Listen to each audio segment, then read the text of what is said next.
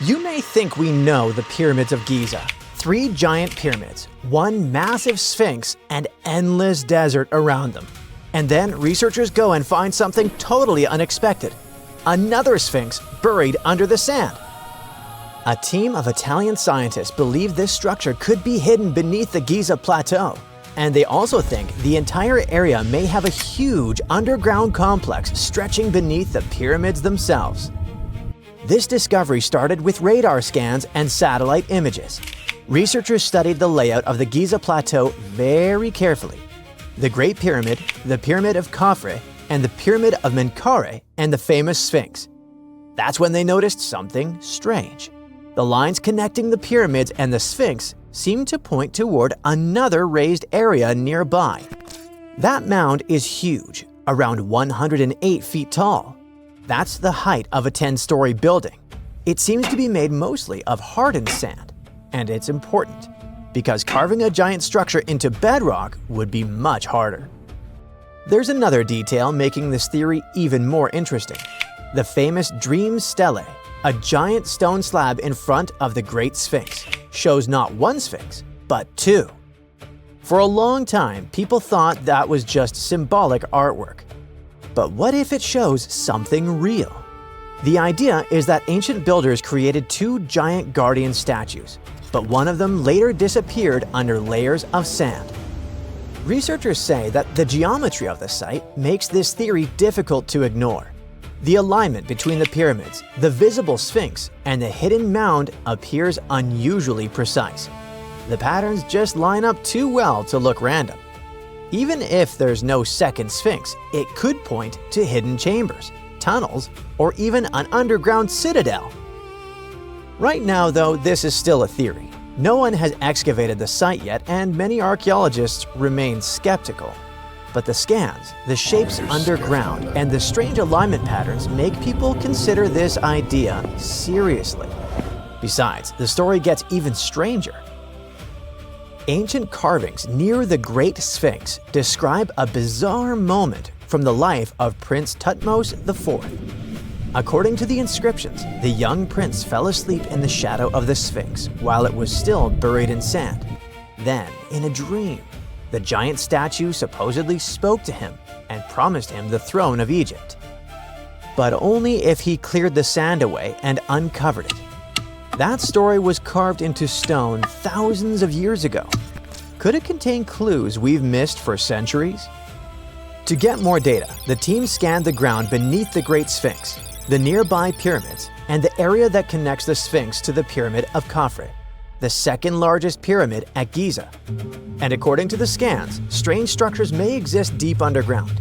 Vertical shafts, long horizontal tunnels, and branching passageways. Researchers think that some of these formations connect into a massive underground network stretching below the pyramids and the Sphinx. The coolest thing is that the underground patterns seem to be symmetrical. The hidden structures beneath the area mirror each other almost perfectly. That symmetry is one of the main reasons the researchers think this isn't some random geology. The theory itself didn't appear out of nowhere either. More than 10 years ago, Egyptologist Bassam el-Shamma also suggested that once a second Sphinx could have existed. He based this idea on ancient Egyptian records and myths describing lightning striking the Sphinx. He thought that those stories could actually refer to a real monument that no longer existed. It could vanish because of time, weather, or even ancient beliefs. Most Egyptologists don't accept this idea, and only a small group of people support it. After all, no excavations have confirmed the existence of a hidden Sphinx or underground city. But the radar scans, the underground patterns and ancient carvings, and the strange symmetry beneath Giza might mean that we still have no idea what's really buried under the pyramids. At this point, researchers are still waiting for permission from Egyptian authorities to study the mysterious mound more closely. At least we know much more about the Great Sphinx of Giza, one of the oldest and most mysterious monuments on Earth. The statue is gigantic. From its front paws to its tail, it's about 240 feet long, almost the length of a football field. It rises around 66 feet, about as tall as a 6-story building, and at its widest point, the body reaches over 60 feet across. To construct it, ancient builders didn't move giant blocks into place like they did with the pyramids. They actually cut the Sphinx straight out of the rock beneath the desert's surface. Over the centuries, wind, sand, and humidity slowly damaged the monument. Large parts of the Sphinx had to be repaired again and again. Workers added layers of limestone blocks around the base to stop the structure from crumbling. And then there's the missing nose, probably the most famous mystery. A lot of people believe Napoleon's soldiers blasted it off with cannons during the French campaign in Egypt, but that story isn't true. Drawings from before Napoleon even arrived already show the Sphinx without its nose. Interestingly, researchers who studied the face found marks suggesting someone deliberately broke the nose off with the help of such tools as rods or chisels. But nobody knows exactly who did it or why. Now, most people call the statue the Sphinx, but technically, that's not even correct. The creature from Greek mythology had the body of a lion, the head of a woman, and wings. But the one in Egypt looks different. It has a lion's body, a human head, and no wings at all. So technically, it belongs to a totally different category. Even its name changed over time. Ancient Egyptians didn't originally call it the Great Sphinx. Thousands of years ago, people linked it to powerful deities connected to the sun and the horizon. Later civilizations gave it completely different names, so the monument kept changing identities with time. Nobody truly knows who built it. A lot of experts believe Pharaoh Khafre ordered its construction around 2500 BCE because his pyramid and temples are nearby. Plus, the face of the Sphinx looks similar to the statues of him. But there's a problem. No inscription directly says he built it, so other researchers think someone else created it. Plus, archaeologists have found something else that makes the story even stranger. Near the Sphinx, they've uncovered abandoned tools, stone blocks, and even unfinished meals left behind by workers. It looked like people suddenly stopped working and walked away in a hurry. The workers themselves weren't starving slaves like many people imagine. Excavations showed they ate high-quality meat, beef, sheep, and goat. That kind of food was expensive in ancient Egypt, so the workers were likely skilled laborers with an important status. The Sphinx also looked completely different back then. Today, it has this faded sandy color, but thousands of years ago, it may have been covered in bright paint. Researchers found traces of red on its face and hints of blue and yellow on its headdress. Sadly, even restoration works may cause damage. During repairs in the early 20th century, parts of the Sphinx's headdress broke off. Later restoration attempts used materials that actually harmed the soft limestone underneath. At one point, a huge chunk crashed off the statue's shoulder. The Sphinx also once had a beard. And today, pieces of that beard are kept in museums in London and Cairo. But even here, researchers argue. Some experts believe the beard belonged to the original statue. Others think people added it centuries later during restoration projects. Despite its terrifying appearance, the Egyptian version of the Sphinx was actually seen as a protector. The evil, dangerous version most people know comes mainly from Greek mythology. Ancient Egyptians viewed their Sphinx very differently. To them, it represented power, protection, and divine authority. One of the most unexplored and mysterious places on Earth is located in plain sight. It's one of the most majestic monuments of humankind. The wonder of the ancient world hides a secret that scientists and archaeologists still can't solve. This is the Great Sphinx of Giza in Egypt. The huge sculpture of a lion with a human head was carved out of rock about 4,500 years ago. Scientists still don't know the exact date of its creation and are also unaware of who built it and what for. There are many assumptions and theories, but none of them has been confirmed. Most people have seen this majestic sculpture either in photographs or in reality, but almost no one knows what's hidden underneath it. The statue of the Sphinx was carved from a single piece of limestone. It was painted. The remains of color pigment on the surface prove this. In the distant past, the Sphinx looked much brighter and more colorful than what we see now. But even after thousands of years, its greatness hasn't diminished. And by the way, Sphinx is not the real name. It was invented by the Greeks about 100 years or more after its creation. Initially, the Egyptians called the statue Hor-em-Akhet. There are many legends and theories saying the Sphinx is there for a reason. It's like a watchdog that guards the tomb of the pharaoh and the secrets of ancient Egypt. These legends become more plausible when archaeologists discovered hidden entrances at the feet of the Sphinx. They believe that these secret passages are the beginning of the tunnels leading to the halls with treasures. You can find a lot of stories on the internet that claim the Sphinx hides the Hall of Records, a repository filled with ancient and secret knowledge. One of the main artifacts of this repository is supposed to be the records of the ancient mythical state of Atlantis. According to legends, the entire library from this city was moved under the Sphinx.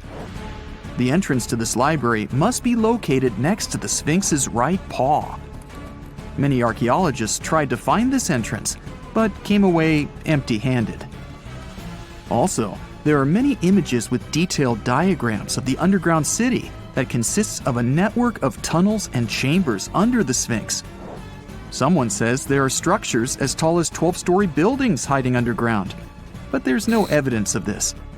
Archaeologists, even after millennia, continue to explore the mysterious sculpture. At the same time, many Egyptians don't want to learn more about the Sphinx. They're terrified of awakening something supernatural. In 1998, scientists discovered tunnels leading to empty caves under the Sphinx. They found evidence of earlier excavations there. It's quite possible that someone managed to find the treasures and take them away. Some people believe Egyptians found some kind of artifact under the Sphinx that has the power of unknown advanced technologies. The artifact is so powerful that it can change the course of history. Of course, most theories are just fairy tales of conspiracy fans, but it's a confirmed fact that the Sphinx hides a system of caves and rooms. There are so many rumors surrounding the Sphinx that it's impossible to understand what's true and what's false. In any case, it's difficult and dangerous to study the sculpture because active excavations can destroy it. And then the entrance to the underground rooms can get blocked by rocks and lost forever. Also, further exploration requires a lot of money, and financing is not always easy to find. But the main reason? It's too risky. There's no guarantee that people will be able to get out of the underground labyrinths. For these reasons, scientists and archaeologists have been exploring this majestic structure for so long. Another famous architectural monument with a secret is Mount Rushmore in South Dakota. Everyone admires the images of the U.S. presidents' faces carved into the rock, but few people know that there's a secret room hidden behind the head of Abraham Lincoln. The architect of Mount Rushmore wanted to carve slabs on the rock with the record of the main stages of the country's history. But his plan was too complicated to carry out. Then he was offered to implement it on a much smaller scale, to build a secret room inside the mountain. The idea was to save this knowledge so that future generations will always remember the history of their country. Unfortunately, the architect didn't have time to finish his work. The construction stopped for several decades. But in the late 90s, the project was resumed. Porcelain enamel panels depicting the history of the U.S. were placed in the room. It's possible that these plates will be stored there forever. But people can't see them, at least for now. The room is inaccessible to tourists as it's too difficult to get inside. Another secret room is located in the Empire State Building. More precisely, it's not even a room, but a place where you can take cool photos. Almost all tourists gather on the observation deck of the 86th floor to enjoy a stunning view of Manhattan. But there's another deck with panoramic windows on the 102nd floor. There are way fewer people there because almost no one knows about that place. Fortunately, access to this deck is open to everyone. You probably won't have to wait in line for a long time to take a photo. You'll feel special because you're in such a secret place where there are almost no people. But the coolest place is even higher, on the 103rd floor. This is a spacious observation deck where celebrities get their photographs taken. It's not a public place, but if you know the right people, you can get there. There are almost no security measures on the site. Only a low ledge between you and an abyss. That's why crowds of people are forbidden from coming here. It's not so easy to get there, and you're unlikely to succeed without a guide. First, you need to choose the right elevator that will take you there. Then you'll go through several engineering rooms filled with pipes, electrical panels, and other technical stuff. The final part of your way is a set of stairs inside a tiny corridor. And here you are, at the top of New York. Now we're in Paris. See the Eiffel Tower? Inside it, there are restaurants and observation decks. But if you try hard, you can find a secret apartment. Now it's a museum, but it was built so that people could live in it. The architect of the tower, Gustav Eiffel, created this apartment in 1889 for himself. It's almost at the very top of the Eiffel Tower. Imagine what a beautiful view he observed every day. He was the first and only tenant. No one else could gain access to this place. When the architect passed away, the apartment remained empty for a long time. Only recently, they restored it and turned it into a museum. Inside, the epoch of the last century is recreated. They even put wax figures of Gustav Eiffel, his daughter, and the American inventor Thomas Edison inside the room. This place is filled with an endless stream of passengers, office workers running late, visitors from other cities, noise, and train whistles. At Grand Central Station in New York, among all these sounds, you can hear the sound of a ball hitting a racket, if you're in the right place.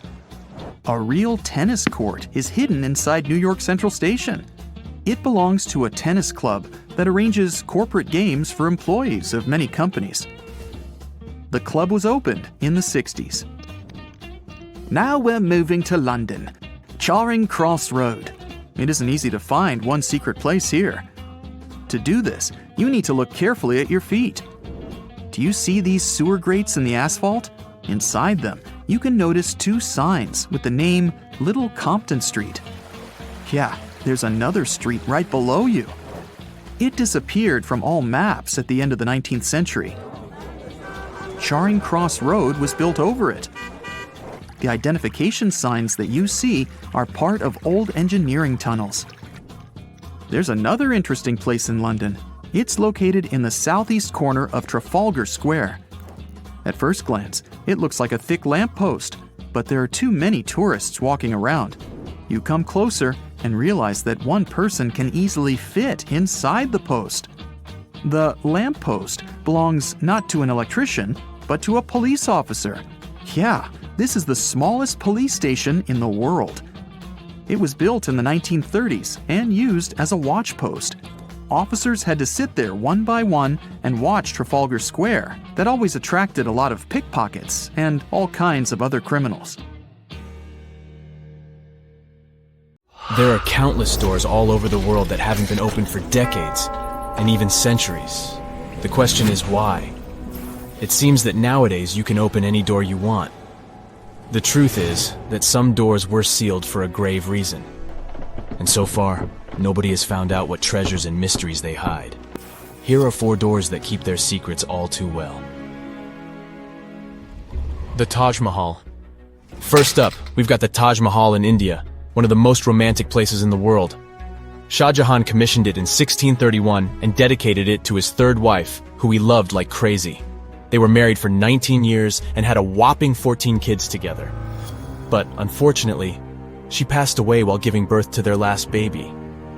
Shah Jahan was heartbroken and decided to build an epic tomb to remember her by. The construction took a whopping 20 years to finish. The building has quite an interesting layout. The design is super unusual with these four massive 130-foot tall minarets that stand on the corners of a huge platform. They're not just there for looks. Back in the 17th century, architects were having some serious issues with buildings collapsing under their own weight. So, the chief architect of the Taj Mahal made sure to place those minarets as far away from the tomb as possible. And he even tilted them in a way so that if they did fall, they wouldn't wreck the rest of the Taj Mahal. Talk about planning ahead. The Taj Mahal is hiding some crazy secrets. There are sealed rooms all over the place that nobody is allowed to enter. And if you check out photos of the building from the riverside, you can spot two basements. But guess what? They're sealed up too. Nobody knows what's inside or why they've been locked up since the time of Shah Jahan. Apparently, there's a good reason why those rooms are off limits. Some researchers think that they were built using marble, which turns into a different substance called calcium carbonate if it's exposed to carbon dioxide. And when that happens, little bits of marble start chipping off like crazy. To make matters worse, there's no air flowing into these rooms. That means that if too much CO2 builds up in the basement, the four minarets could collapse. But wait, there's more. Some people think that the body of Shah Jahan's wife can be found in one of these sealed-up rooms in pristine condition. Why not? Who knows what the mysterious rooms might keep? The Great Sphinx of Giza. The Great Sphinx of Giza is shrouded in mystery. It's not just the largest monolith statue in the world, but it's also a hybrid creature with a woman's head and a lion's body that originates from Egyptian and Greek mythology. It's also very ancient. It's estimated to be around 4,500 years old. The construction of this marvel took about 3 years and required 100 workers who were not slaves and were treated with delicacies like sheep and goat meat. It is also thought that it used to be much more massive than it is now. Archaeologists found huge stone blocks and abandoned toolkits near the site. However, the real secrets of the Sphinx lie underground, near its paws. A group of scientists used a seismograph to detect 2 hidden chambers beneath the Sphinx's paws. Some people think that these rooms might be the legendary Hall of Records, which holds ancient scrolls revealing the secrets of the universe. I mean, that's way cooler than any library I've ever been to. Rumor has it that the Egyptians even had info on Atlantis stashed down there, which is like a super old version of a conspiracy theory. Unfortunately, we can't go on an adventure to check it out just yet. The chambers presumably have 2 entrances, but both remain sealed. The researchers haven't yet received the green light to check out their theory. Let's hope they won't keep us in suspense forever. Sri Padmanabhaswamy Temple. This temple is located in the beautiful state of Kerala in India. This temple is famous for more than just its breathtaking beauty. Underneath the temple there are 6 vaults, creatively named A, B, C, D, E, and F. The enormous iron doors to these chambers add to the mystery of what's behind them. A few years back, the authorities decided to open these vaults to the world, but it wasn't an easy task. You can't just open the doors and enter the vaults. It required a lot of work. It took them a while, but finally, in 2011, they opened 5 of the 6 chambers. And guess what they found? Tons of treasure. Bags of gold, precious gemstones, and priceless diamond jewelry. The estimated worth of everything found in the vaults is a whopping $1 trillion. It's like the temple was the real-life inspiration for Aladdin's Cave of Wonders. But wait, I said 5 of the 6. What happened to the last one? Vault B has remained closed, but not for lack of trying. They simply didn't manage to open it. There is even a belief that it's fatally cursed. Legend says that only a saint or sage can break the curse by chanting a specific mantra. But no one has been able to do this yet, presumably because we don't have saints or sages at our disposal. There is also rumor that in the 30s some temple invaders tried to enter Vault B to do some good old looting. But they never reached their target. Apparently terrible snakes materialized out of nowhere and chased the gang away. But of course, this is just an urban legend, and there is not proof of that. However, it is said that the Auditor General dealing with the temple claimed that Vault B had been opened at least 7 times since 1990, and nothing bad happened to anyone who entered. Who knows? Maybe we should send Indiana Jones to check it out. The First Emperor's Tomb. Deep under a hill, completely undisturbed and surrounded by dangerous traps, lies an ancient 2,000-year-old tomb. It belongs to Qin Shi Huang, the first emperor of China. He was born in the Qin state and became king when he was just a boy. But when he grew up and gained full power, he united the warring states ancient China was divided into by conquering them. After that, he created the Qin dynasty. When he died in 210 BCE, they buried him deep underground in a massive tomb. And when I say massive, I mean massive! Back in 1974, some farmers in Xi'an, China, stumbled upon something strange while digging a well, a huge terracotta soldier. This discovery led to an extensive archaeological dig that has continued for over 40 years, revealing a collection of thousands of clay soldiers. The unique thing about these soldiers is that each one has its own unique features, from hairstyles to facial expressions. It's believed that there could be up to 8,000 of these soldiers, but only 2,000 have been found so far. Interestingly, the central tomb, which is believed to be the resting place of the emperor, is still untouched. In ancient records, there are references to a vast underground city that the emperor built, complete with scenic towers, palaces, and whatnot. Sima Qian, a Han Dynasty historian, wrote that the tomb was adorned with treasures and had space for hundreds of officials, but the lack of technology to properly examine the site is what's holding things up. Qin Shi Huang was surrounded by liquid mercury in his tomb, with two of the streams representing the major rivers of China, Yellow River and Yangtze. The ancient Chinese believed that mercury could provide immortality, but it could have also caused the emperor's death since he regularly took mercury pills to prolong his life. The dangerous levels of mercury contamination in the soil near the tomb are the main reason why scientists are reluctant to explore it. It could be very dangerous both for people and for the environment. Now, if I had to choose which door to open, I'd probably go for the one that doesn't lead to a tomb surrounded by poisonous mercury. Call me crazy, but I'd like to avoid any potential health hazards. Archaeologists were looking for the long-lost tomb of Cleopatra when they found something that seemed too good to be real. Roughly 43 feet underground beneath a ruined Egyptian temple, there was a perfectly straight tunnel, carved through solid sandstone. The tunnel is over 4,200 feet long, and so precise that experts called it a geometric miracle.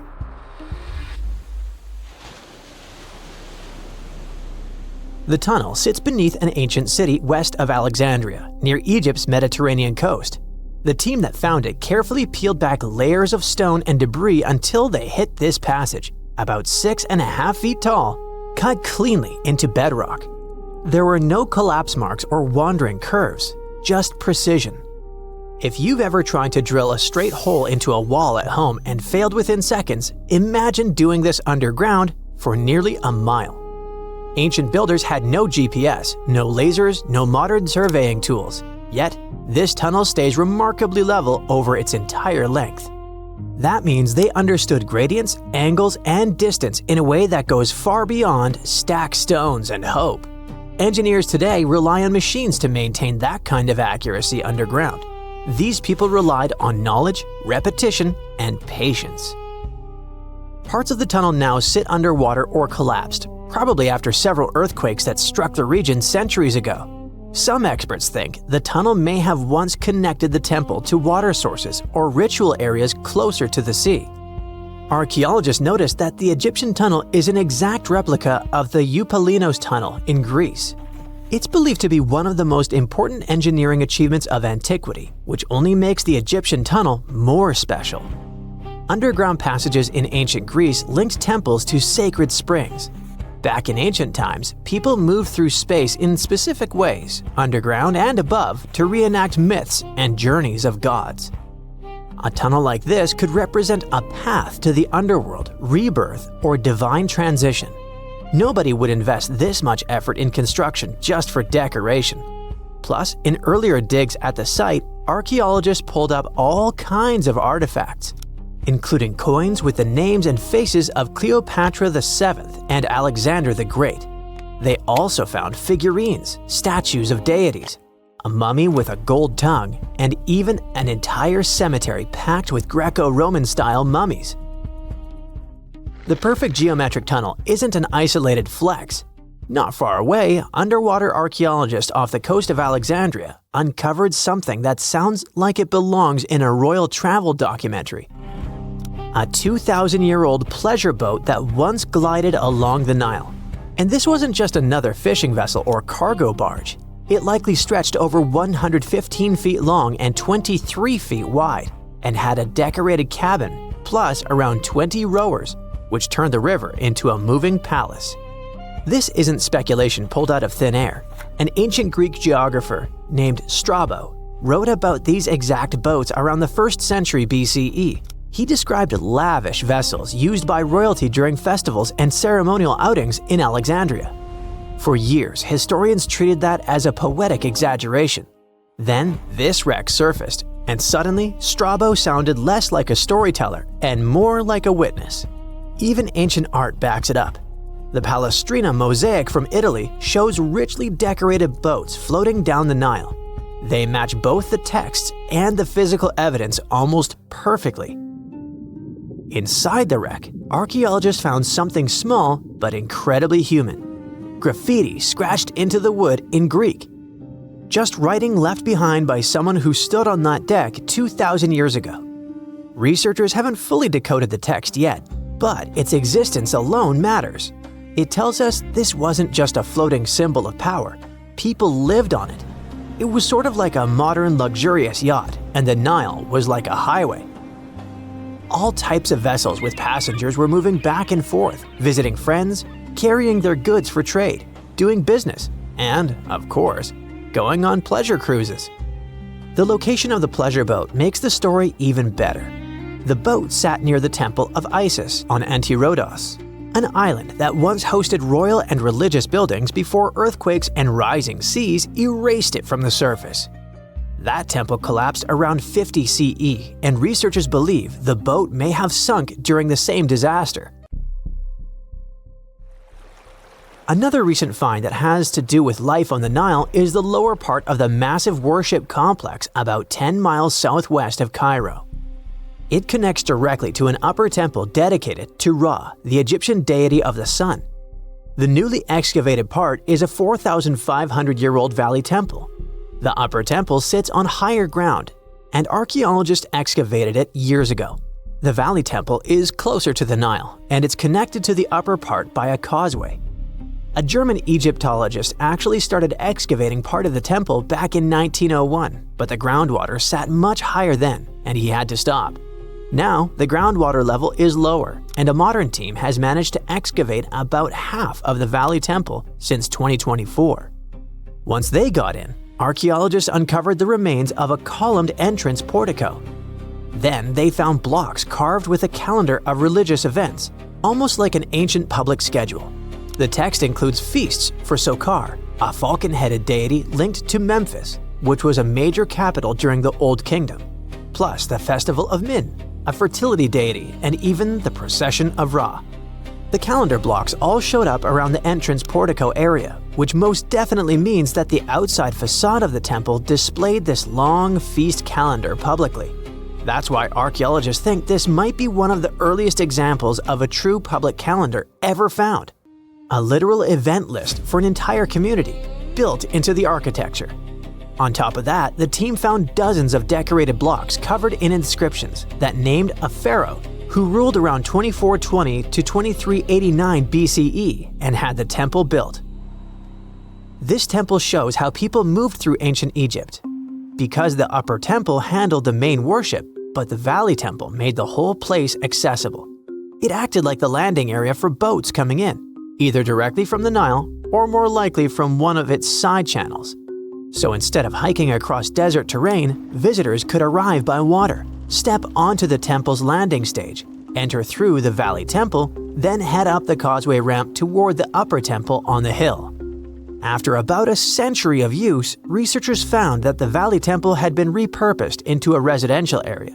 And the best part is, what they found from that era: 2 wooden pieces used for playing Senet, an ancient board game.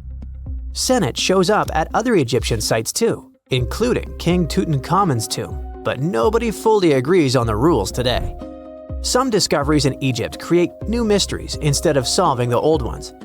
Earlier in 2025, archaeologists announced the discovery of the first pharaoh's burial found in or near the Valley of Kings since King Tut's tomb in 1922.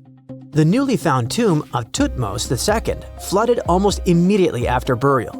Ancient officials rushed in, removed the mummy and most of the grave goods, and hid them somewhere else. The weirdest part is that an alabaster ointment jar inside the tomb links the burial directly to Hatshepsut, Thutmose II's wife and half-sister. The inscription basically says she made this monument for him, which proves she arranged his burial. But it still doesn't explain why she placed him here and later chose the Valley of the Kings for herself. Now, archaeologists are studying a huge mound of rubble near the tomb, about 75 feet tall, and suspect it was built to hide something important. If a second tomb sits underneath, it could be complete and undisturbed. So, the deeper the archaeologists dig, the more ancient Egypt stops feeling like a gone civilization and starts feeling like a paused one. Looks like it didn't just survive time, it outsmarted it. And we're only just beginning to catch up. For over 3,000 years, no one knew this place even existed. And then, out of nowhere, archaeologists digging near Alexandria uncovered something absolutely shocking: a forgotten Egyptian city. This place is buried under Greek ruins, hiding secrets that could rewrite the history of pharaohs and their armies. And one of the artifacts, which looks like a simple wine jug, changed everything. We thought that we already placed all the important parts on the map of ancient Egypt: pyramids, Thebes, Luxor, Alexandria. But nope, the map just got an update. The new city was a big deal, and it's about 3,400 years old. It's just been discovered at the site called Kom el Nugus. This place is located west of Alexandria and tucked between the Mediterranean and a saltwater lake called Lake Mariut. This discovery raised a few eyebrows. Scientists thought that this place used to be empty and that it was only settled by the Greeks in about 332 BCE. But it turns out that people lived in Kom el Nugus way before that. When archaeologists were digging through Greek ruins, they started noticing something unexpected: mud brick walls. Yep, you know, the pyramid type. That's the kind Egyptians built during the New Kingdom. These mud bricks were made from mud, clay, sand, and straw. These ingredients were mixed with water and dried in the sun, not baked. Egyptians used them for thousands of years to build houses, temples, palaces, and yes, the pyramids. Of course, other civilizations did use mud brick too, but Egyptian mud brick is kinda quirky. They used straw that grew in their regions, layout styles, and mortar. That's what helped the experts realize that Egyptians used to hang out in Kom el Nugus. That alone raised eyebrows, and then they found more: an entire street layout, buried structures, and even a temple built by Ramses the Great himself. His name speaks for itself. This guy was one of the most famous pharaohs in all of Egyptian history. He ruled ancient Egypt for 60 years, fought huge battles, and just loved building tons of stuff like that temple. People loved him so much that later pharaohs literally pretended to be him or wrote his name on their buildings. That's when archaeologists realized that they weren't looking at some dusty mud bricks of a tiny village. That's an entire buried city. They immediately started digging more. Turns out the whole place wasn't random. It was built with great care. The streets had drains to stop rainwater from damaging the soft mud-bricked walls. There were also small tomb chapels with writings about soldiers. This suggests this place might have been the military base, and that changes a lot. In ancient Egypt, when the military showed up, there must have been a reason. So what was it? Protection? Conquest? Control of something important? In the case of this city, it was probably about wine, water, and trade on the edge of the desert. What's even crazier is that we still don't know just how big it was. The team has only uncovered part of it so far. There could be fortifications, warehouses, administrative buildings, or even more religious or royal structures waiting underground. We also don't know what this town was called in ancient times. That name is still buried, but it might be uncovered someday, maybe inside a wall, maybe on a scroll, maybe on another broken jug. One of those already turned out to be a mind-blower. A chunk of a ceramic jar, called an amphora, had a royal seal pressed into it, and that seal bore the name Meritaton. Princess Meritaton wasn't just anyone. She was the eldest daughter of Queen Nefertiti and the older sister of King Tutankhamun. Yes, that's right. Both Nefertiti and King Tut were involved here. All that was about a century before Ramses the Great built one of his temples here. Looks like the city was founded back in the days of another pharaoh, the pharaoh Akhenaten, husband of Queen Nefertiti, father of Princess Meritaton, and future king Tutankhamun. That guy, Akhenaten, was a bit of a wild card. He was the type who really gets weird about one of his interests. He tried to completely change Egypt's religion, forcing everyone to worship the sun disk called Aten instead of the usual deities. He basically told all Egypt that all their mythology was wrong, and from now on, there will be no more Osiris, no more Thoth or Set. Just raw sunlight only, people. That's known in history as the Amarna period. And he went all in, changed his name, built an entirely new capital city called Amarna in the middle of the desert, redesigned temples, rewrote hymns, and even banned traditional religious imagery. Even the art got wild at the time. People started getting elongated heads, belly rolls, and all that humanity and vulnerability carved into stone. It was deliberately weird. He wanted to show the family not as perfect gods, but as human vessels of divine light. Everyone had to awkwardly smile and play along because he was the pharaoh after all. The wackiest part is that after his rule, his son, Tutankhamun, reversed all the sun disk-related stuff. He literally changed his name from Tutankhaten, which means living image of the Aten, the sun disk, to Tutankhamun, which means living image of Amun, one of the great older deities. King Tut brought back the old deities, reopened the temples, and erased as much of Akhenaten's legacy as possible. Looks like his family didn't really like the sun cult after all.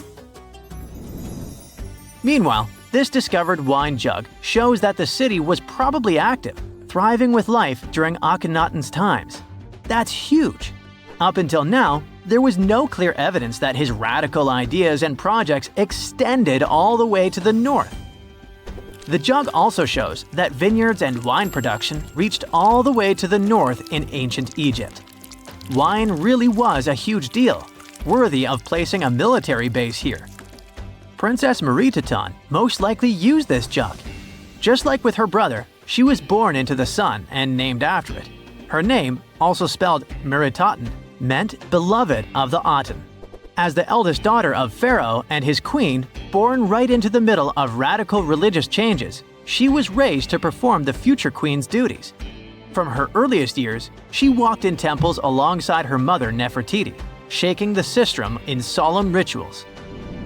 She was there when Akhenaten established his capital city, Amarna. He clearly loved his family. Meritaton's face was etched into its stone walls more than anyone else. In every temple, in every sacred scene, her figure appears, revered. Things get foggy in history after her father passed away. The throne wobbled. King Tut was very young, only 9 years old when he had to take new duties.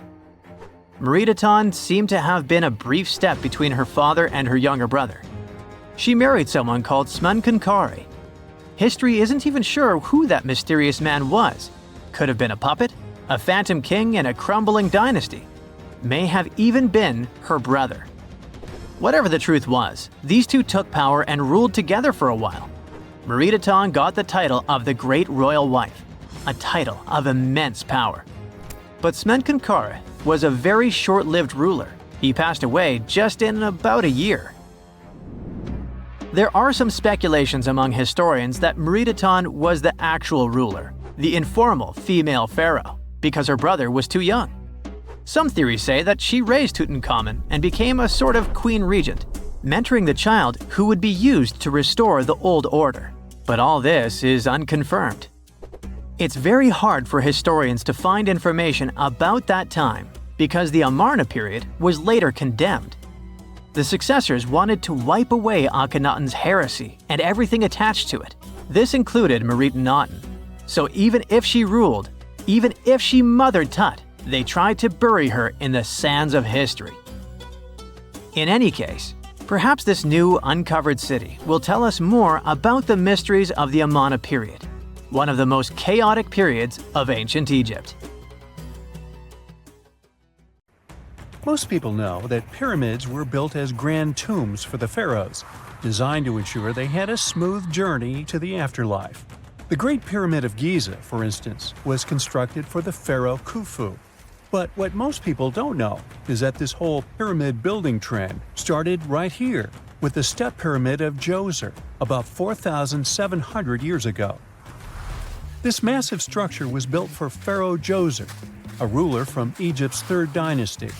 It rises 7 layers high above the ground and stands about 200 feet tall. We think of it today as a phenomenal architectural project. But for ancient Egyptians, the step pyramid of Djoser turned out to be more like a massive experiment, a trial run, if you will, to perfect their building skills before they moved on to even more ambitious pyramids. Reaching new heights is super exciting, but the real mystery is what is going on below the ground. In this pyramid's underground labyrinth, there is a network of tunnels stretching about 3.5 miles long. And some researchers believe these tunnels might have been part of a sophisticated water system that could completely change what we think about pyramid construction. Let's talk about this massive complex located in Saqqara. Surrounding the pyramid, there's what's known as a dry moat, a continuous trench that is up to 164 feet wide and almost 2 miles long. It forms a sort of rectangular shape around the pyramid. This trench has an average depth of about 65 feet. Now, if you were to add up all the earth and rock they dug out to create this moat, it would be about 10 times the volume of the step pyramid itself. For the longest time, people just assumed this trench was nothing more than a huge quarry, a place where they dug up stone and clay to build the step pyramid. Makes sense, right? But when you take a closer look, it doesn't add up. The trench is too narrow and deep to be practical for mining, and its layout doesn't match anything we know about ancient Egyptian quarrying methods. Plus, some sections of the trench are actually covered with a rocky ceiling, which would have made it nearly impossible to use as a quarry. Another theory suggests that the dry moat had some kind of spiritual significance. Maybe it was a sacred place, where souls of nobles gathered to serve the late king in the afterlife. There are even niches in the walls that work as a hint at this spiritual function. But most researchers believe that this purpose likely developed much later, long after the complex was built for Djoser. So what was the moat really designed for? In 2020, a researcher came up with a pretty intriguing idea. It is possible that this trench was actually designed to collect and manage water, especially after heavy rainfalls. Now, that makes sense when you consider the location. The moat sits in an area that could easily have been flooded by runoff water from nearby plains. This could also explain why the trench wasn't used for new graves until much later when the climate became drier and less prone to flooding. The story becomes even more intriguing as this trench appears to be part of a larger, more complex hydraulic system within the Djoser complex. It is like the trench has several compartments, carefully carved out of the rock and connected by tunnels. These compartments likely served as a part of a water treatment system, where water would flow from one compartment to the next, getting cleaner as it moved along.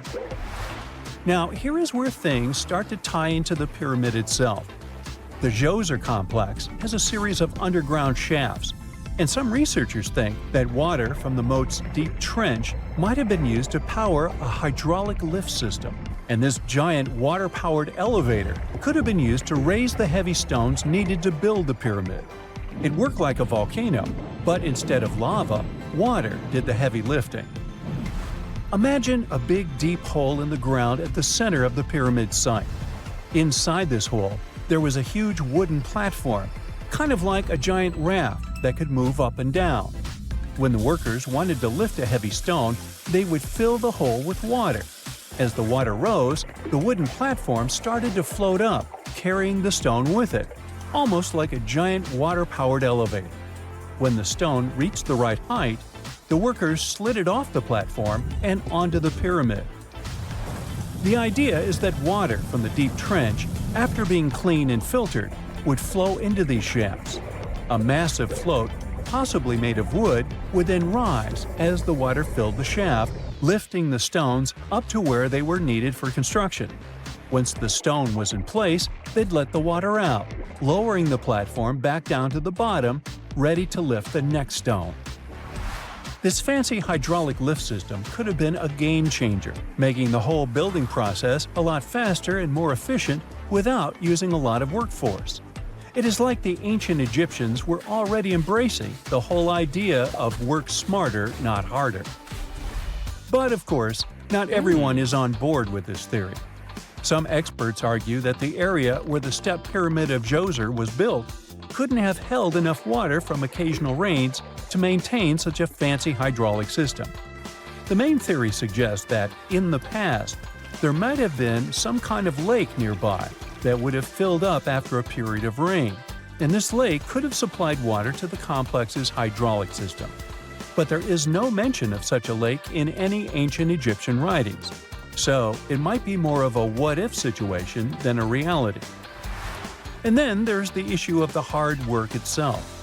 Remember when I said this method could have allowed the ancient builders to raise stones with far less effort? Well, that might not be entirely true.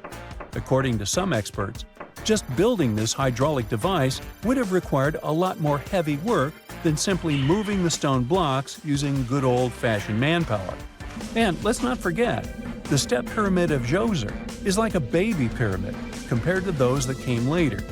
The stones used for Djoser's pyramid weighed, on average, about 660 pounds each, which is nothing compared to the more than 2.5-ton blocks used later for the pyramid of Chephren. If this cool water lift theory gets completely ruled out, we still need to explain how this pyramid was built in the first place. To answer that, we need to rewind a bit and talk about the original plans. See, before Djoser's tomb became a pyramid, the idea was to construct a simple mastaba. This type of tomb was pretty common in earlier periods, a flat-roofed, rectangular structure with sloping sides. But after the original mastaba was finished, they decided to expand it a bit by adding more layers on top.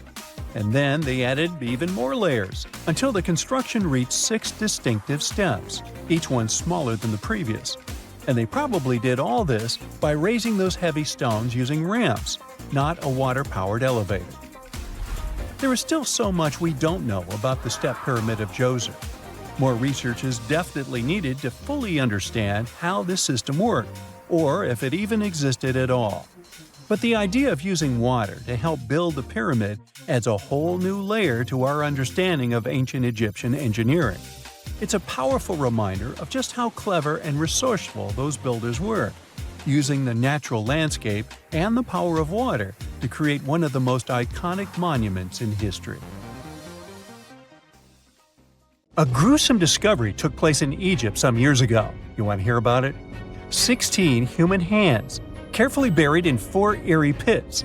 They didn't look too much like human hands at first, since they were abnormally large, but they were. Weirdly, there were only right hands, no left hands were in sight. It turned out that it points to the practice of an ancient dark ritual. Old Egyptian art and tales talked of a ceremony where warriors would present the right hand of their adversaries as proof of victory and ask for gold in return. Egyptians believed in the afterlife, so cutting off someone's hand meant you cut off their power eternally. Guaranteeing this type of defeat was interesting to the winning party. Here, the fight was between Egyptians versus Hyksos, who lived in what was once known as Canaan. Egypt has always been the center of some history-changing findings, and some time ago, this papyrus was found. If we stretched it open, it would be just a tad bigger than the height of a skyscraper. The world's tiniest skyscraper, which is located in Wichita Falls, Texas. When humans didn't write on their notes app, they wrote on this thing, made from the medulla of a papyrus plant. Around 2,000 years ago, ancient Egyptians wrote something reminiscent of a book where they describe most of their funerary traditions and their visions of the afterlife. It's considered one of the most important texts from ancient Egypt and is still sold in bookstores to this day. This ancient manuscript was unearthed from a chamber located just south of the Pyramid of Djoser, located in Saqqara. Oh yes, Djoser is the oldest pyramid in Egypt and not the Giza pyramids like most people think. So recently, the site of Saqqara buzzed with excited archaeologists who probably found one of Egypt's oldest complete mummies. They believe that this beautiful and well-preserved mummy was that of a wealthy man. He was discovered in a deep shaft, covered in layers of gold leaves. There are many symbols that show he was an important and wealthy man, like the band he wore on his head, the bracelet on his chest, and the fact that he was embalmed with a tunic, which was reserved for Egypt's finest. The most exciting part of the entire discovery was finding the resting place sealed with mortar, just as the ancient Egyptians had left it 4,300 years ago. Now this may sound weird, but back in 2008, archaeologists discovered a missing pyramid. Now it went missing because it deteriorated over the span of 4,000 years. Today, you can only see its base. It was a pretty important site back in ancient times. It is said that around the area of the pyramid, the ancients hosted a special type of ceremony where high priests would carry mummified remains of sacred bulls. Now here's a fun fact. Ancient Egyptians believed that Apis bulls were earthly incarnations of the city deity of Memphis and was connected to rites of fertility. It wasn't just any Apis bull though. They needed to be all black with a single white mark between its horns and a bunch of very specific characteristics. They were selected by the local priests and honored until they passed away. After that, they were mummified and buried in underground galleries. Meanwhile, this missing pyramid sort of disappeared around the 1800s. It was a German archaeologist who first found it in the village of Saqqara. He called it the Headless Pyramid when he first found it.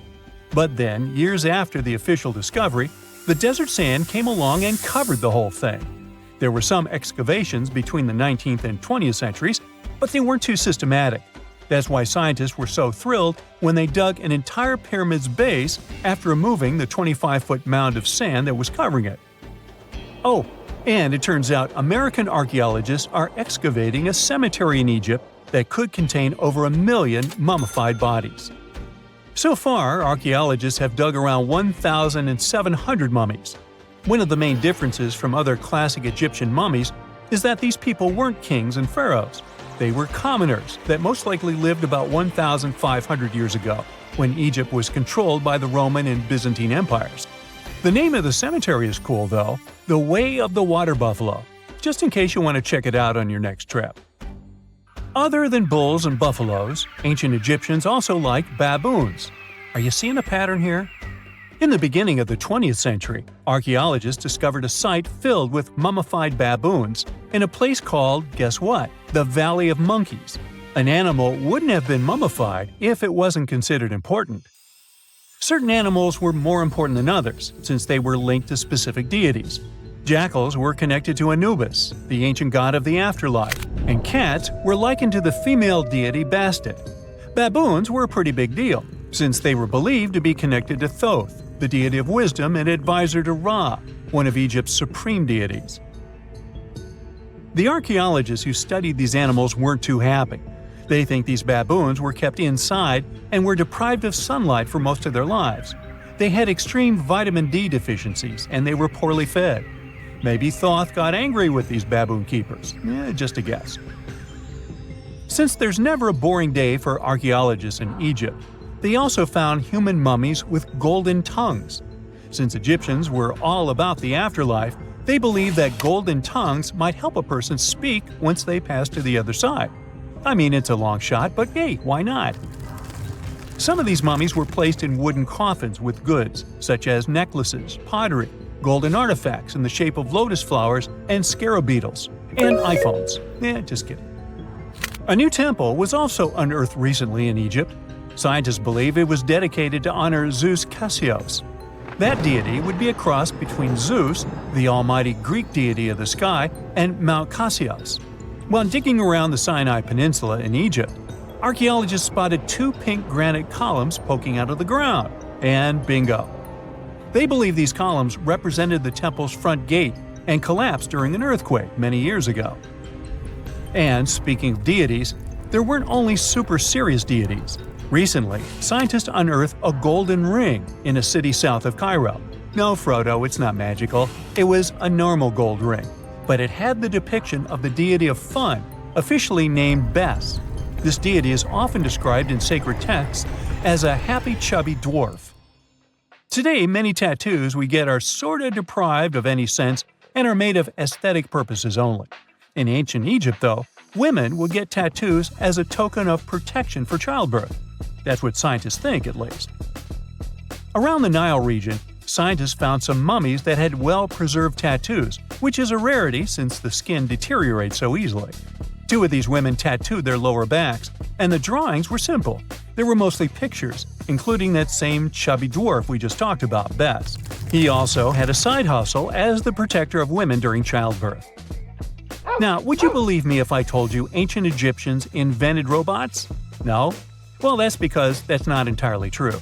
Sure, they were astronomers, mathematicians, and engineers, and somehow they also squeezed an eccentric invention into that package: an automated deity some scientists called Hathor.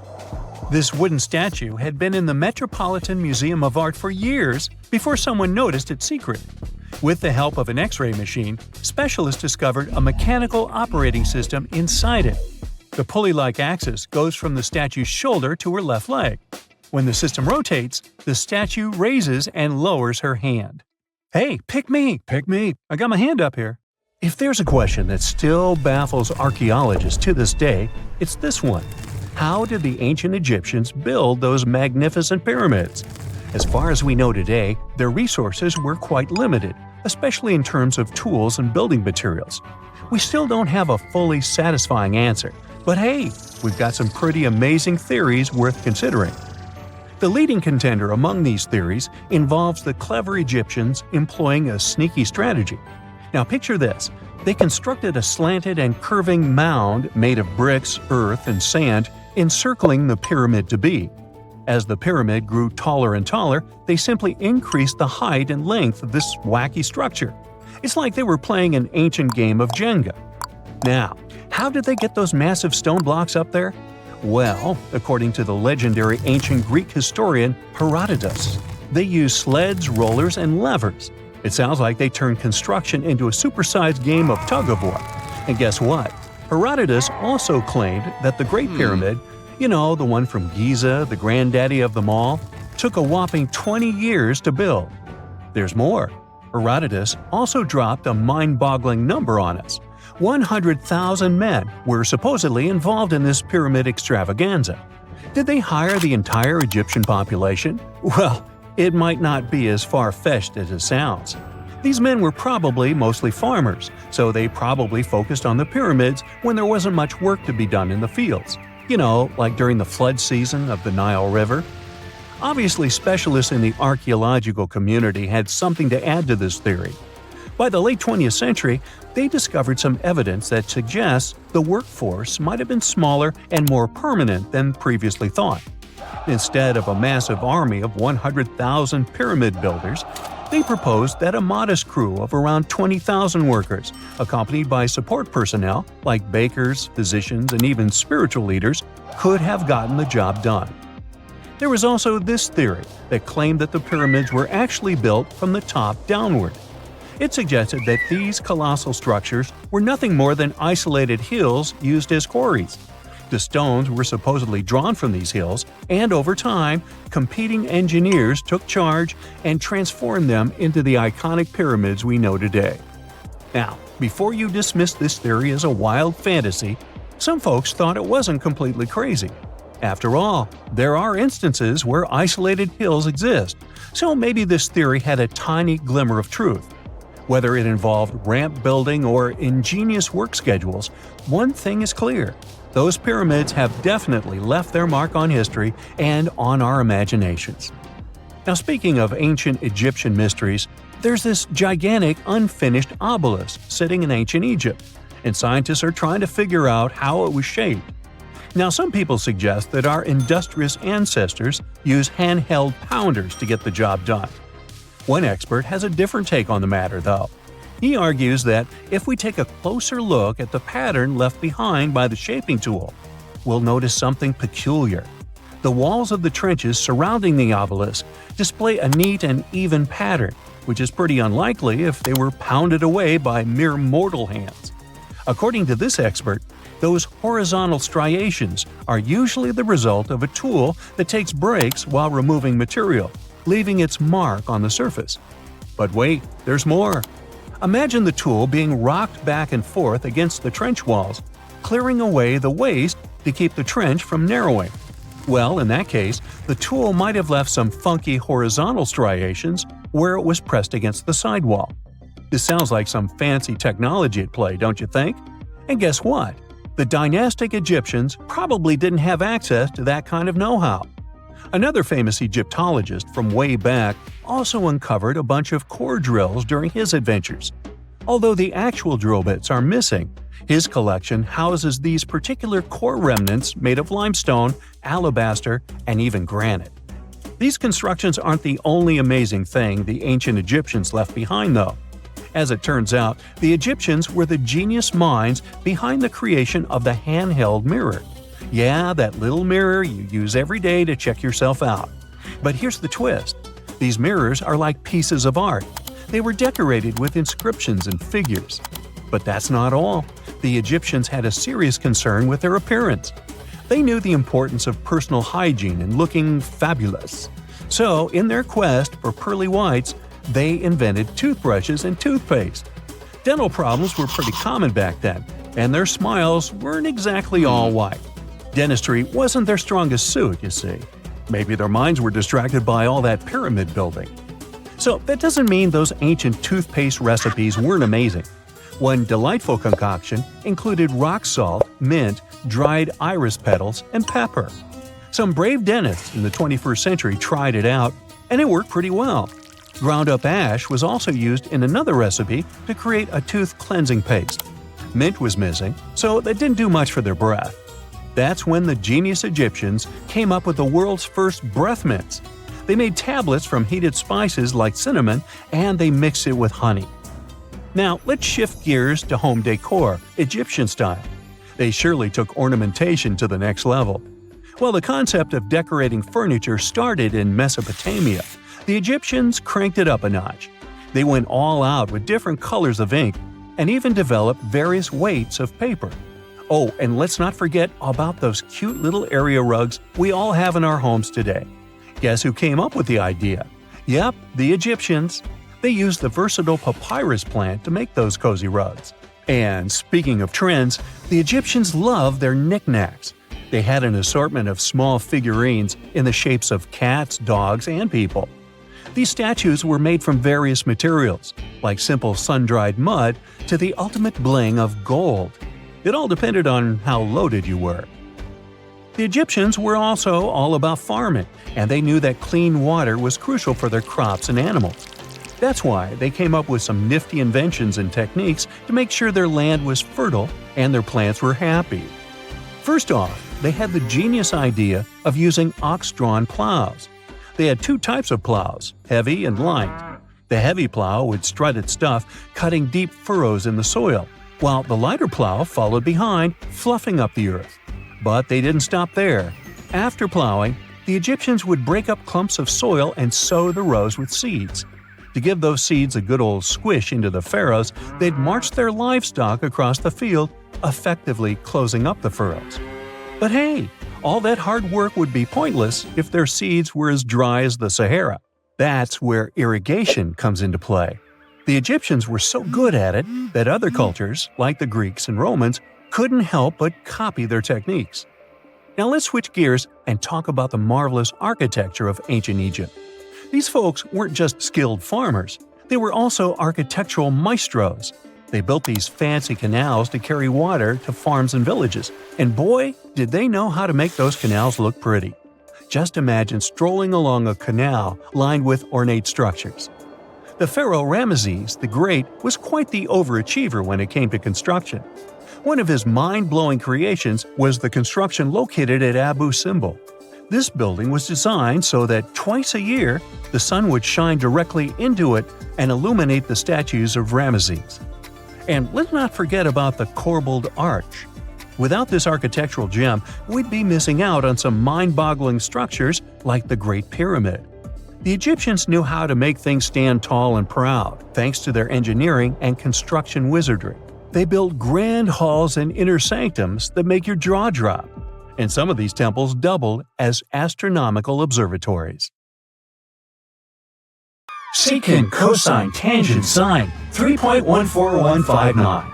Yeah, that was the cheer we heard coming from the trigonometry club back in the day. For the rest of us in math class, terms such as sine, tangent, and pi were just bewildering. Who invented these and why? Was their only purpose to make it harder for students? Well, not quite. Trigonometry was invented by the ancient Egyptians. They needed this knowledge to construct pyramids, and they did a pretty good job too. The Great Pyramid in Giza still stands today, some 4,500 years after it was built. No recalls either. So let's get out of that classroom and on a journey through time to reveal the secrets behind the ancient Egyptians' precision. Here you are, standing on the Great Pyramid's construction site, some 9 miles from Cairo. Well, the city still isn't there, as you're surrounded only by the desert and teams of construction workers. They're transporting large stone blocks weighing 2.5 tons each. They're inside a wooden sled that sits on large rollers. A crew of 8 men rolls these blocks along the ground. You immediately think of the rollers on a supermarket cash register. The principle is exactly the same, but the scale is greater, much greater. Scientists estimate that the Egyptians used 2.3 million such blocks in the Great Pyramid alone. And the block in front of you is one of the lighter ones. The heaviest of them weighed up to 15 tons. But where did all these blocks come from? Most of them originated from quarries around Giza. It's not that impressive, you think, but wait until you hear how ancient engineers transported the granite used in construction over 500 miles to the pyramid. There were no railways or highways back then, but the mighty Nile was always there. Researchers even believe that the Egyptians dug a canal to connect the Nile directly to the pyramid's construction site. All they had to do then was to wait for the flood season to begin, and voila! The rising water levels floated the heavy stone blocks for them. But how did they lift the enormous stones on dry land to stack them up to the top? Did they use oversized cranes? Well, ancient Egyptians worked around this problem, literally speaking. One of the workers is now pointing to the giant ramp going around the pyramid they're building. This is how a mountain road zigzags its way to the top. If the ramp went directly to the top of the pyramid, then workers couldn't pull the stone blocks along it. It would be too steep. Scientists have calculated that 8% could be the maximum incline. So ancient Egyptians just extended the ramp around the pyramid. Again, these are all theories, as the ramp could have been inside the pyramid, as some researchers suggest. The exact building method is still a mystery, guarded by the Sphinx. That's its real name, right? Wrong. As the Great Sphinx is just the statue's alias. You know, the name writers take when they want to hide their true identity, or a singer's stage name. The Sphinx's real name, translated from Egyptian, means Horus in the horizon. That was the name for the Egyptian deity of the sky. The trail of mystery doesn't end there. As a man walks past you with a bucket of paint, he's going to add a touch of color to the Great Sphinx. Researchers found specks of this red color next to its ear. That was some strong paint, as it survived for thousands of years. You are now standing straight in front of the Sphinx. You look up. It's very tall, right? 66 feet to be precise. Now resist the urge to take a selfie. You can do it. Now you notice something else. It looks like the Sphinx is in the center of a giant triangle in the back. That's one side of the Great Pyramid. And no, your eyes are not playing tricks on you. The Sphinx really does sit in the center of the pyramid's lateral face. Here's where math comes in handy. A pyramid has 4 sides, called lateral faces. There's also a 5th face, the base. but that's not visible. It's, wait for it, face down. The Sphinx has one last mystery to reveal: its age. Scientists agree that Pharaoh Khafre built the Sphinx. He ruled after his father, who had built a great pyramid nearby. So both structures were finished around the same time. Let's talk about numbers again. You've heard of Cleopatra, the Egyptian princess described as a woman of great beauty. Hello? She saw the pyramids, but she lived closer to the time of the first iPhone than the time of the people who built the pyramids. Fascinating, right? You can see thousands of people around you. They're working hard to build the pharaoh's tomb. But how many of them are there exactly? One Greek philosopher estimated there were as many as 100,000 workers. Seems like an okay number for such an enormous structure, but it can't be true. Science simply can't back up this number. Egyptologists put the total number of workers at 30,000. And yes, Indiana Jones was one of them, at least on the big screen, but he showed up late. Egyptologists know a lot about the pyramids, but not everything. Not because they don't want to, but because they haven't yet dug up enough evidence. They can only guess how the building process went. First, engineers would arrive to choose the right spot and do the necessary measurements. That's why they needed all that complicated math. Then, it's time for sourcing the material, the large stone blocks I mentioned earlier. When boats deliver them to the site of the future pyramid, workers can finally do their thing. They operated in smaller groups, but there were at least 2,000 of them chiseling and carving away at any given time. Sounds like a typical construction site today? Well, that's because it is, just thousands of years ago. It's amazing what ancient Egyptians were able to achieve with just copper and stone tools. The pyramid is now complete in front of you. But is it the same pyramid we see today? Why is this structure shining bright in the desert sun? Isn't it supposed to be a dusty yellow color? Well, no. Human activity and the elements have completely stripped the outer layer of stones over time.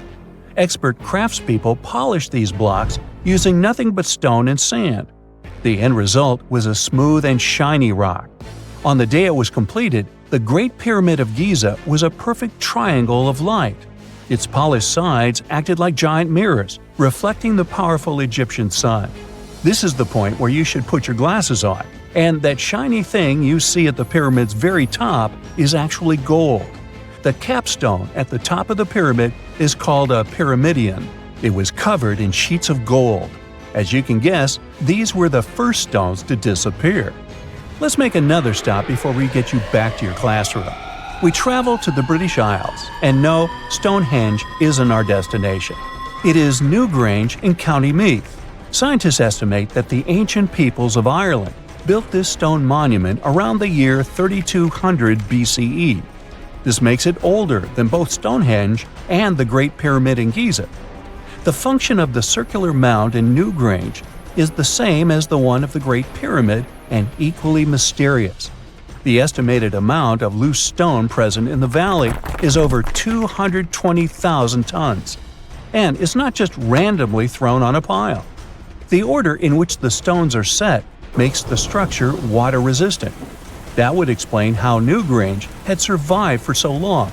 Kinda makes you want to splash out the cash for that waterproof phone case, huh? Well, you're back in your school desk, but today's math lecture is the last thing on your mind. You're thinking about how great the Egyptian pyramids are, and if we have something similar today. It turns out modern engineers are just as impressed with the Great Pyramid as you are. There's a glass pyramid sitting in the main courtyard of the famous Louvre Museum in Paris. The panorama of San Francisco wouldn't be complete without the 48-story Transamerica Pyramid.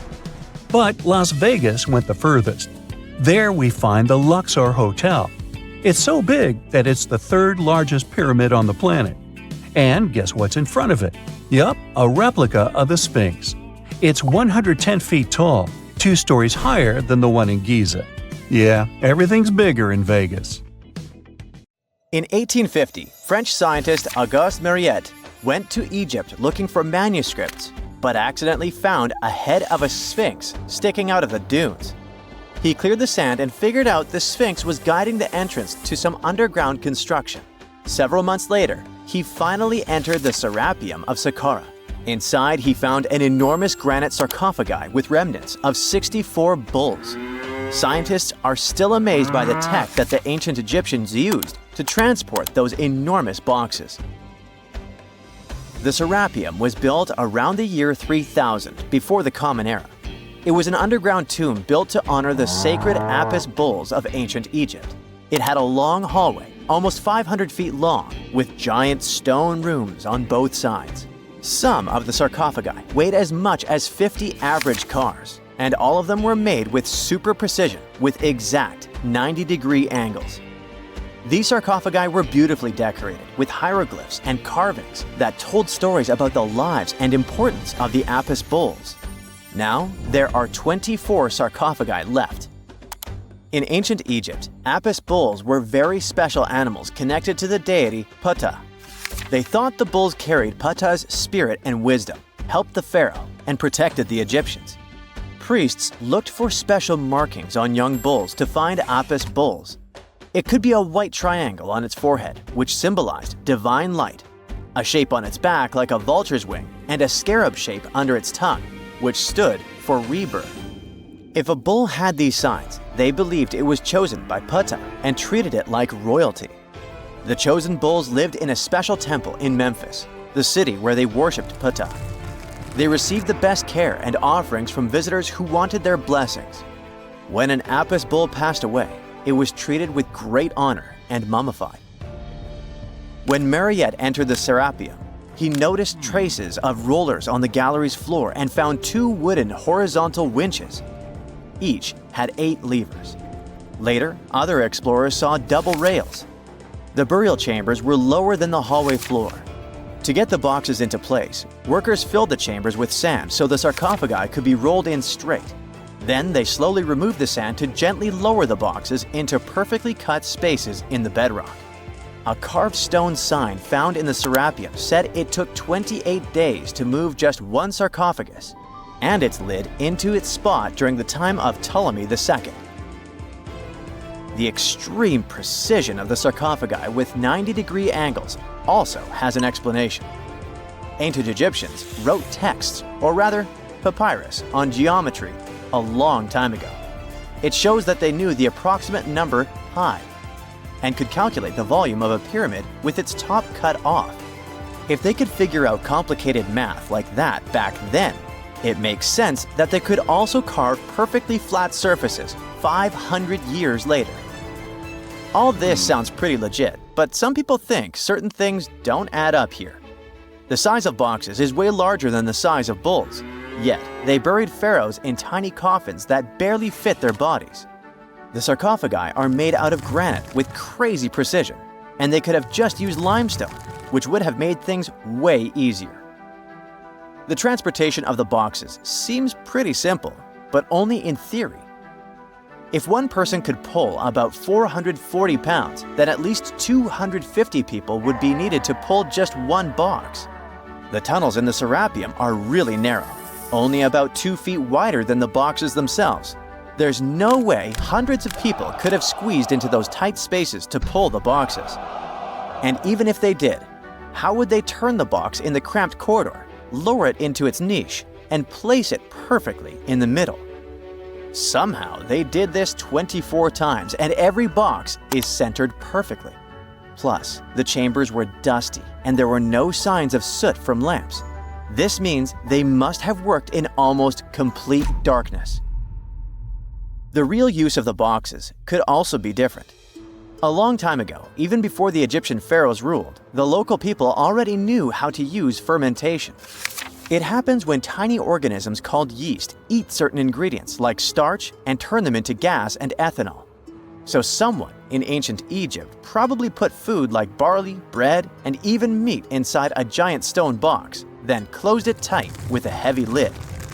These stone boxes, carved from granite, were so precisely made that they were almost completely sealed, so nothing could escape from it.